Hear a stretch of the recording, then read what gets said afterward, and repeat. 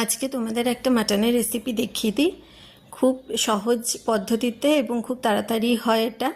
এই রেসিপিটা একদম সহজ পদ্ধতিতেই তোমাদের দেখাচ্ছি। চলো দেখে নিই কেমন করে আমি বানাচ্ছি। প্রথমে একটা কুকার নিয়ে তাতে তেল গরম করে জিরে আর তেজপাতা ফোড়ন দেবে।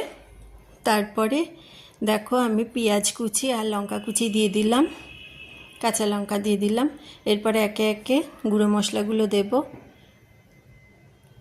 লবণ, জিরে গুঁড়ো, ধনে গুঁড়ো, হলুদ গুঁড়ো, লাল লঙ্কার গুঁড়ো সবই একে একে দিয়ে দিলাম।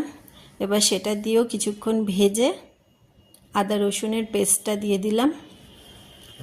এবার আদা রসুনের পেস্টটা দিয়েও বেশ কিছুক্ষণ ভাজতে হবে, যতক্ষণ না কাঁচা গন্ধটা চলে যায়।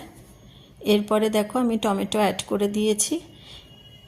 এবারে একটু ঢেকে ঢেকে এটা রান্না করতে হবে,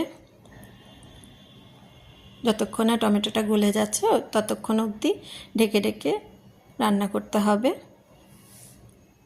দেখো টমেটো অলমোস্ট গলে গেছে। এবারে আমি একে একে মাটনগুলো দিয়ে দেব। দেখো আমি দিয়ে দিলাম মাটনগুলো আমি আগেই ধুয়ে পরিষ্কার করে নুন হলুদ মাখিয়ে রেখেছিলাম।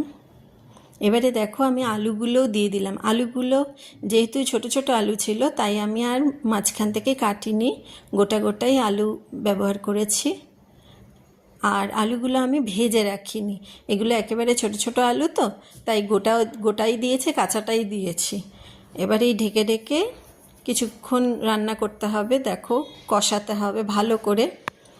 দেখো খুব সুন্দর করে কষিয়ে নিয়েছি আমি।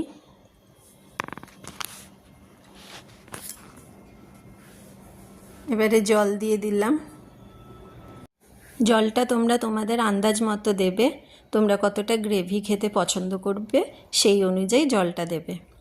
তা আমি মোটামুটি একটা জল দিলাম, খুব আমি ঝোল রাখবো না সেই জন্য। এবারে দেখো গরম মশলাও অ্যাড করে দিলাম। গরম মশলা অ্যাড করে এবার আমি ঢাকনাটা বন্ধ করে মাটনটা সিদ্ধ হতে দেব। সঙ্গে সঙ্গে আলুটাও ওর মধ্যে সিদ্ধ হয়ে যাবে। এই রেসিপিটা খুব তাড়াতাড়ি রান্না হয় আর খেতেও খুবই ভালো লাগে। রুটি, পরোটা, লুচি, ভাত সবার সঙ্গেই খেতে ভালো লাগে এই মাটনের রেসিপিটা। দেখো আমার কিন্তু মাটন রান্না হয়ে গেছে। 5 থেকে 6টা সিটি দিয়েছি